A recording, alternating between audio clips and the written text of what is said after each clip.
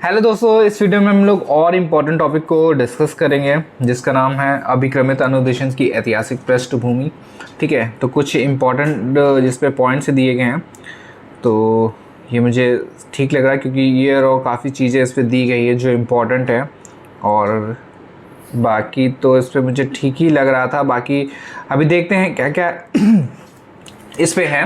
ठीक है, तो चलिए स्टार्ट करते हैं। सबसे पहला इस पे दिया गया सुक्रोत का, सुकरात जी का दिया गया है, जो कि वर्ष है 430 बीसी। इन्होंने क्या करा है, महत्वपूर्ण योगदान जो दिया है, रेखा गणित में मौखिक वार्तालाप प्रोग्राम मतलब कि प्रश्नोत्तर विधि पर आधारित विकसित किया है, जो अभी क्रमित अनुदेशन का ही एक रूप है। ठीक है, तो प्रश्नोत्तर विधि भी इन्हीं की है। और फिर इसके बाद दिया है प्लेटो ने। देखिए ये क्या है ना, नाम तो बहुत बड़े बड़े हैं और इनके क्वेश्चंस भी आ सकते हैं। और प्लेटो ने दिया है मौखिक रूप से एक मेमो, ठीक है, के रूप में इसका प्रयोग है। और थार्नडाइक का हो गया 1912 में। प्रभाव के नियम, देखिए थोड़ा सा देखिएगा, क्वेश्चंस आ सकते हैं इससे। और प्रोत्साहन की खोज की, जो बाद में अभिक्रमित अनुदेशन में प्रयोग किए गए। और फिर सिनले एल प्रेसी, जो कि 1920 में ऐसी मशीनों का विकास किया जिनका प्रयोग शिक्षण व परीक्षण के लिए किया गया। ठीक है, और फिर 1925 में इन्होंने क्या किया, बहुविकल्पीय पदों वाले परीक्षणों को स्कोरिंग तथा परीक्षण के अन्य यांत्रिक उपकरणों का विकास किया। फिर है B.F. स्किनर 1943 में सक्रिय अनुबंध अनुक्रिया मतलब कि ऑपरेंट कंडीशनिंग थ्योरी अधिगम सिद्धांत का प्रतिपादन किया, जो अभिक्रमित अनुदेशन की आधारभूमि बना।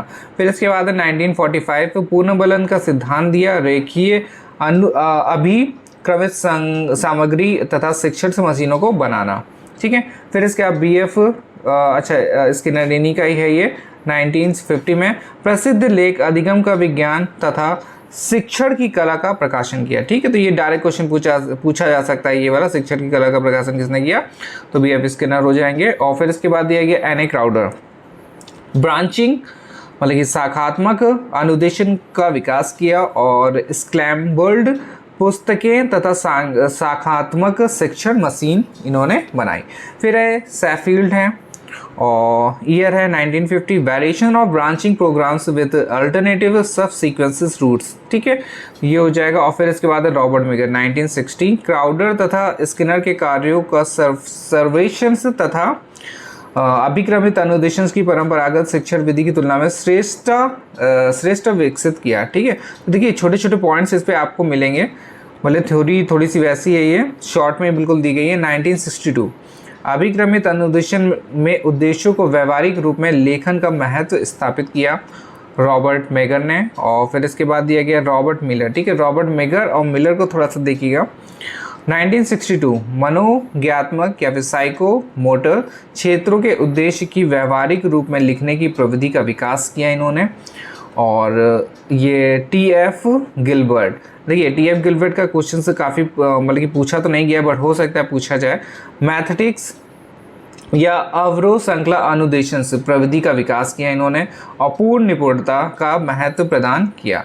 फिर इसके बाद स्लेक, इन्होंने मैथमेटिक्स सिद्धांतों पर आधारित अभिक्रमित अनुदेशन का निर्माण तथा अन्य विधियों पर इसकी श्रेष्ठता स्थापित करना। ठीक है, फिर है रॉटकॉफ 1965 में, और अधिकांश प्रक्रिया को उत्पन्न करने के लिए आंतरिक तथा बाह्य व्यवहारों या फिर मैग्नेटिक्स के सम प्रत्यय का विकास किया इन्होंने। और 1966 में क्या हुआ था, पाठ्यवस्तु विश्लेषण व प्रवाह चार्ट फ्लो चार्ट पर विशेष जोर दिया। फिर है रसल कार्सन 1968 मैथमेटिक्स विधि का पाठ्यपुस्तक के प्रस्तुतिकरण में प्रयोग और छात्रों की अभिव्यक्ति के लिए इसका महत्व स्थापित किया। फिर है रॉबर्ट गैने, इन्होंने 1970 में क्या करा, 8 अधिगम स्वरूप मतलब लर्निंग स्ट्रक्चर के संप्रतियों की रचना तथा इन पर विशेष जोर दिया। फिर है I.K. डेविस 1970 गैने ने जो 8 में से 5 अधिगम स्वरूपों पर ज़्यादा जोर दिया। ठीक है, फिर इसके बाद देखते हैं क्या दिया गया है। और इस पे दिया गया अभिक्रमित अनुदेशन सामग्री के निर्माण में शिक्षण नीतियों, टीचिंग स्ट्रेटजीज तथा शिक्षण युक्तियों, टीचिंग टेक्निक्स के निर्धारण को महत्व दिया इन्होंने। और अनुदेशन के मूल्यांकन में बाह्य एवं आंतरिक मापदंडों को महत्व दिया। और फिर इसके बाद है 1980 में प्रणाली विशेषण पर विशेष ध्यान दिया और शिक्षण मशीनों का निर्माण प्रारंभ हुआ। फिर इसके बाद दिया गया है जो भारत में जो कुछ इंपॉर्टेंट पॉइंट्स हैं उनके बारे में देख लेते हैं। जैसे कि CPT इलाहाबाद 1963,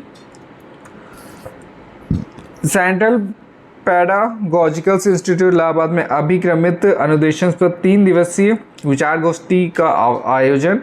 तत्पश्चात से भारत में विभिन्न प्रदेशों में इन विषय पर गोष्ठी का आयोजन हुआ। और फिर NCERT है 1996 से है और 1966 इस पे दिया गया NCERT के मनोविज्ञान से विभाग द्वारा अभिक्रमित अनुदेशन पर 2 सप्ताह का प्रशिक्षण प्रदान करना और NCERT ही द्वारा अभिक्रमित अनुदेशन पर पुनः एक वर्कशॉप का आयोजन करना। और ये देखिए इसका फुल फॉर्म देख लीजिएगा, IAPL, Indian association of programs learning, ठीक है।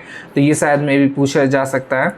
और फिर इसके बाद दिया गया NCERT दिल्ली 1967 में क्या है, NCERT द्वारा अभिक्रमित अनुदेशन पर दूसरी कार्यशाला वर्कशॉप का चंडीगढ़ में आयोजन। और फिर इसके बाद है 1980 में CASE Baroda university, Meerut university तथा इसके बाद में हिमाचल यूनिवर्सिटी में M.Ed और MPhil। और फिर ये तो फिर ऐसे ही है, बस ये है सेंट्रल, इसका फुल फॉर्म देख लीजिएगा CET का, सेंटर फॉर एजुकेशनल टेक्नोलॉजी, ठीक है। तो इस पे देखिए कुछ ही इंपॉर्टेंट है, बट मुझे ऐसा लग रहा है कि ईयर वाले क्वेश्चन इस पे पूछे जा सकते हैं, ठीक है। तो अगर ईयर वाले पूछे जाएंगे तो फिर ये क्वेश्चंस थोड़े से इंपॉर्टेंट हो सकते हैं, क्योंकि मुझे दिखा तो मैंने कहा ये मेरे ख्याल से काम आ सकता है, क्योंकि बहुत सारी शॉर्ट में इसमें नोट से काफ़ी दिए गए हैं जो 1 लाइनर हैं, ठीक है। तो ये 1 ही लाइनर है, डायरेक्ट क्वेश्चन इसी से पूछा जाएगा किसने क्या किया है। तो इसको एक बार देख लीजिएगा, ठीक है। और बाकी के नोट्स अभी मैं तैयार करके आप लोगों को देता हूँ, ठीक है। धन्यवाद।